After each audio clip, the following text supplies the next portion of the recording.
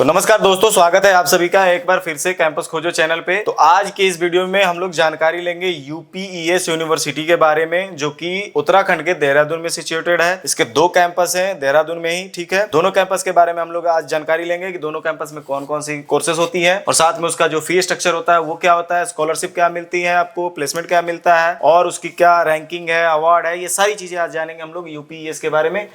तो दोस्तों आज हम लोग यूपीईएस के बारे में जानकारी ले रहे हैं। यूपीईएस आप देख सकते हो काफी खूबसूरत कैंपस है, ठीक है। दूसरी चीज, अगर हम इसके अबाउट्स के बारे में बात करें कि ये यूपीईएस है क्या, कहाँ पे है, ठीक है, तो the university of petroleum and energy studies, UPES, इसका फुल फॉर्म क्या है, university of petroleum and energy studies. ये खास तौर पे स्टार्टिंग में जब ये स्टार्ट हुआ था तो ये एनर्जी एंड पेट्रोलियम के लिए ही ज्यादातर फेमस था और इसी में ज्यादातर कोर्सेज ये करवाता था, ठीक है। बट अब जो धीरे धीरे ये इंडस्ट्रियलाइजेशन के ऊपर देखा तो इसने अपने कैंपस को भी बढ़ाया और साथ ही साथ अपने कोर्स की जो अवेलेबिलिटी को भी इसने वास्ट लेवल पे बढ़ाया। इसने टेक्निकल कोर्स भी लेके आया अपने पास, मैनेजमेंट की कोर्सेज भी लेके आया, साथ ही साथ लॉ भी लेके आया है, ठीक है। इन सब के बारे में हम लोग आज जानकारी लेंगे। ये जो एस्टेब्लिशमेंट इसकी है वो 2003 की है, ठीक है। यूपीएस 2003 के तौर पे इसने इसको जो अप्रूवल वगैरह मिला हुआ है गवर्नमेंट के थ्रू। अब हम बात करते हैं इसमें कि अवार्ड्स एंड रैंकिंग इसकी क्या है। तो आप यहाँ पे मोटे तौर पे देख सकते हो क्या क्या लिखा हुआ है कि क्यूएस वर्ल्ड यूनिवर्सिटी रैंकिंग, जो क्यूएस वर्ल्ड की यूनिवर्सिटी रैंकिंग है उसमें क्या है, नंबर 1 प्राइवेट यूनिवर्सिटी इन एकेडमिक रेपुटेशन, ठीक। दूसरा एनआईआरएफ रैंकिंग कितना है, 46 इन इंडिया।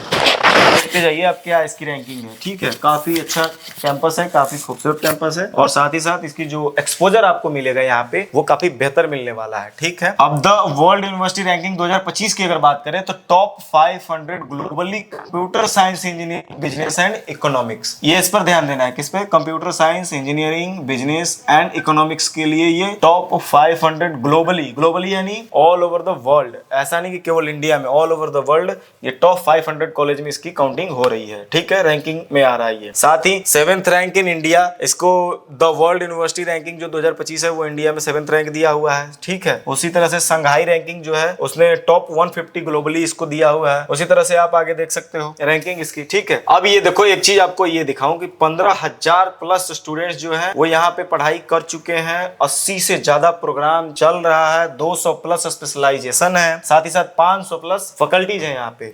तो देखो कितना वास्ट कैंपस है, ठीक है। अगर आपको एडमिशन चाहिए तो देखो यहाँ पे टोल फ्री नंबर भी है, आप कॉल करोगे मेरे से बात हो जाएगा डायरेक्ट। अब अगर हम कोर्स की इसकी डिटेल्स के बारे में बात करें, जो कोर्स का इसका डिटेल्स है, कोर्स कौन कौन सा ये ऑफर करता है बच्चों के लिए, तो सबसे स्टार्टिंग में मैंने क्या बताया था कि ये जैसे जैसे अपने इंडस्ट्रियलाइजेशन को देखा तो इसने अपने कोर्सेज में भी वास्ट चेंजेस लाया, ठीक है। ये मोटे तौर पे सबसे पहले पेट्रोलियम और एनर्जी के लिए चलता था, बट अब इसके जो कंप्यूटर साइंस की कोर्सेज हैं, बिजनेस की जो भी कोर्सेज हैं, लॉ की जो कोर्सेज है, डिजाइन की है, एडवांस इंजीनियरिंग है, लिबरल स्टडीज एंड मीडिया, ये सारे कोर्सेज में आपको पढ़ाई करने का मौका मिल सकता है यहाँ से, ठीक है। आप यहाँ से एडमिशन ले सकते हो। अगर आपको कंप्यूटर साइंस करना है तो बीटेक भी कर सकते हो, बीएससी भी कर सकते हो, बीसीए भी कर सकते हो, एमटेक कर सकते हो, एमसीए कर सकते हो। ये सारे कोर्स अवेलेबल है यहाँ पे और ये सारे जो भी कोर्सेज हैं इसमें प्लेसमेंट भी काफी अच्छा है, उसके बारे में भी हम आगे देखेंगे। बिजनेस में अगर आप चाहो बीबीए, बीकॉम, एमबीए, ठीक है, integrated BBA, MBA, integrated BCom honours, MBA, law में अगर आप करना चाहो बीए एलएलबी ऑनर्स कर सकते हो, BA LLB honours, LLB,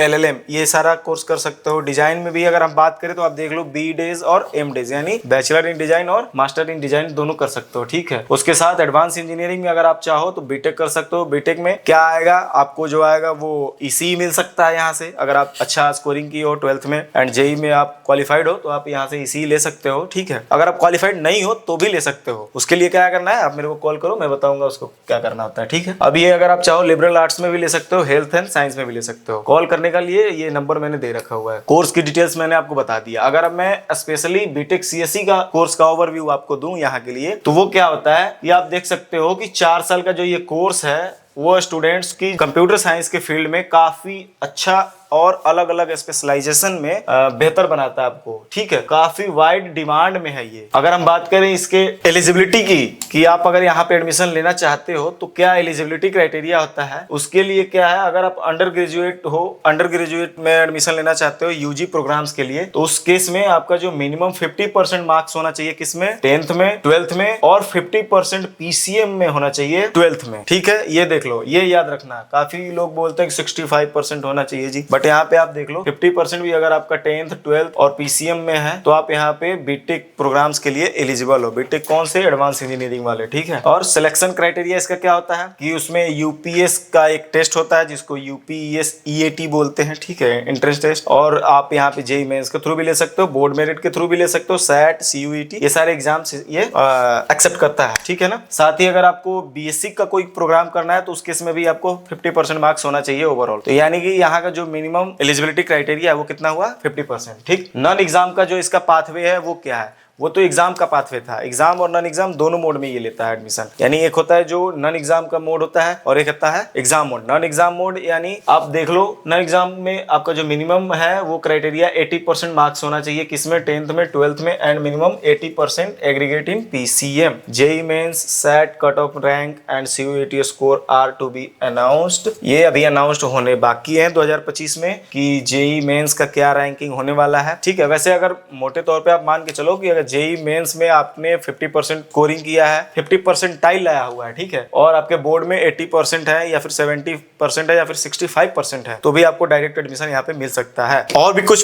processes हैं इसमें एडमिशन के जो आप डायरेक्ट एडमिशन के लिए जा सकते हो यहाँ पे। उसके बारे में अगर आपको जानकारी चाहिए तो आप मुझे कॉल करो, मैं आपको बताऊंगा, ठीक है। साथ में एनरोलमेंट की अगर इसकी प्रोसेस देखोगे तो क्या होता है कि आपको सबसे पहले अपना कोर्स चूज करना होगा, उसके बाद आपको एप्लीकेशन फिल करना होगा, उसके बाद एप्लीकेशन का फीस पे करना होगा, उसके बाद आपको एप्लीकेशन सबमिट करने होंगे। ये सारी चीजें करने के बाद आपको क्या होगा? ये सारी चीजें करने के बाद जो जब आप एप्लीकेशन डाल दोगे उसके बाद की जो प्रोसेस होती है वो क्या होती है कि आपको एक वहां से लिंक आएगा जिसके थ्रू आपको अपनी जो एग्जामिनेशन की स्लॉट होगी वो बुक करनी होती है। ये सारा प्रोसेस अगर आपको डिटेल्स में चाहिए तो आप मुझे मैसेज कर सकते हो, मैं आपको जानकारी दे दूंगा। ये मैंने नंबर दे रखा हुआ है यहाँ पे, ठीक है। अगर मैं इसमें फी स्ट्रक्चर के बारे में बात करूं कि इसका जो फी स्ट्रक्चर रहता है वो क्या होता है, तो अंडर ग्रेजुएट के लिए अगर बीटेक सीएससी का बात करें स्पेशली, उस केस में आपको 2,40,000 रुपए एक सेमेस्टर का फीस पे करना होता है। यानी ये काफी महंगा कॉलेज है, ठीक है। अगर आप कंफर्टेबल हो इकोनॉमिकली तो कोई दिक्कत नहीं है, आप यहाँ पे पढ़ाई कर सकते हो। सेमेस्टर 1, 2 में आपको 2,40,000 देने होंगे, 3 और 4th में यानी पहले साल में आपको 2,40,000 2,40,000 दोनों मिला के 4,80,000 रुपए देने। तीसरे चौथे यानी दूसरे साल में जो है तो ये बनेगा आपका लगभग 20 से 22 लाख रुपए बनेगा, ठीक है। अगर इसमें आप देखोगे इसका ट्यूशन फीस तो मैंने बता दिया। अब ये जो ट्रेनिंग या सर्टिफिकेशन फीस होते हैं, ये अदर फीस अगर आप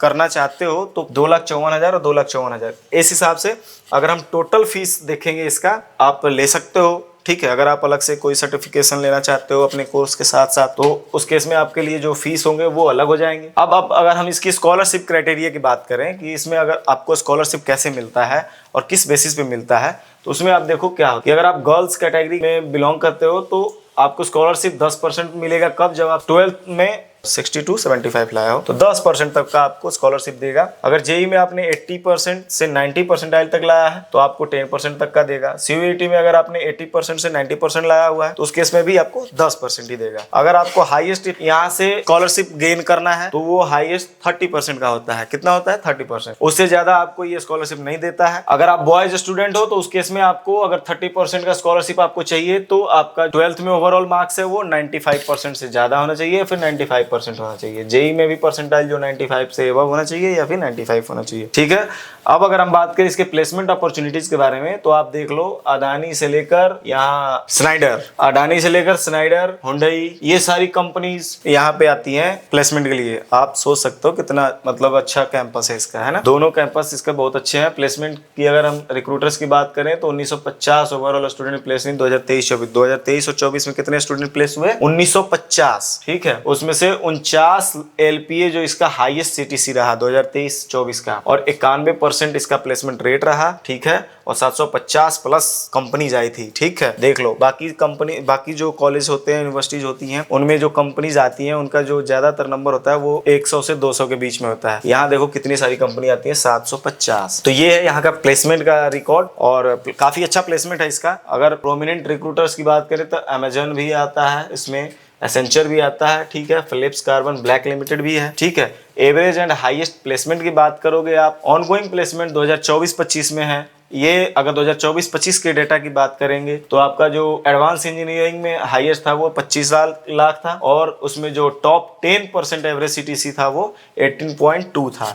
ठीक है, यानी टॉप में जो 10% स्टूडेंट होते हैं उनका जो प्लेसमेंट था वो 18.2 था, और जो सबसे टॉप था उसका जो हाईएस्ट प्लेसमेंट था वो 25 लाख का था। किसमें? एडवांस इंजीनियरिंग में। उसी तरह एडवांस इंजीनियरिंग में अगर बीटेक की बात करोगे तो 25 एलपीए और 16 एलपीए था टॉप 10% एवरेज। ठीक है, इसमें अगर टॉप 10% एवरेज सीटीसी ही क्यों दिया हुआ है? ठीक है, टॉप 10 एवरेज इसलिए दिया हुआ है क्योंकि बाकी सारे जो बच्चे रह जाते हैं टॉप 10 के अलावा उनको भी प्लेसमेंट मिलता है, बट उनको जो प्लेसमेंट मिलता है वो एक अमाउंट होता है जो कि 10 लाख से या तो नीचे होता है या फिर 10 लाख 12 लाख के बीच में होता है। यानी आप मान के चलो कि 7 लाख से लेके 12 लाख के बीच में आपको प्लेसमेंट मिल जाता है। ठीक है, अगर आप टॉप 10 में आ जाते हो तो उस केस में तो आप देख ही सकते हो आपका प्लेसमेंट क्या आता है, 15 लाख, 16 लाख, 18 लाख। ठीक है, अलग अलग कोर्सेस में अलग अलग इसका प्लेसमेंट है। और आप देख लो, ये जो मानिक गर्ग है, मानिक गर्ग, इनको 1.3 करोड़ का पैकेज मिला हुआ है। कहाँ से? Senior cyber security engineer Atlassian company कोई है, उसमें इन्होंने अपना प्लेसमेंट लिया हुआ है। अब इसमें कैसे एडमिशन लोगे आप, उसके बारे में मैं आपको बता दूं एक बार। तो सबसे पहले आपको क्या करना है, डिस्क्रिप्शन में जाना है, मैंने वहाँ अप्लाई नाउ का लिंक दे रखा है, उस पे जाओ, वहाँ पे क्लिक करो, वहाँ पे रजिस्टर करो अपने आप को।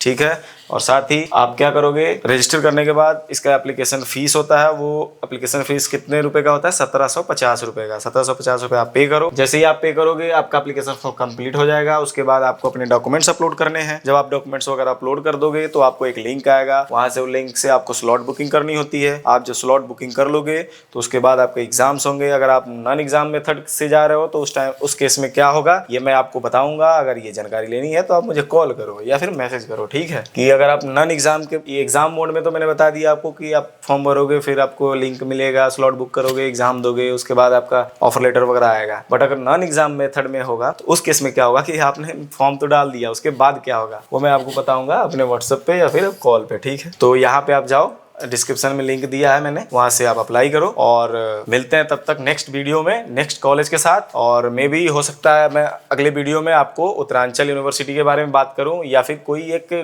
दिल्ली एनसीआर के कॉलेज के बारे में हम लोग बात करेंगे, जो कि अच्छा डिमांडिंग है आज के डेट में। ठीक है, तो मिलते हैं नेक्स्ट वीडियो में, तब तक के लिए धन्यवाद।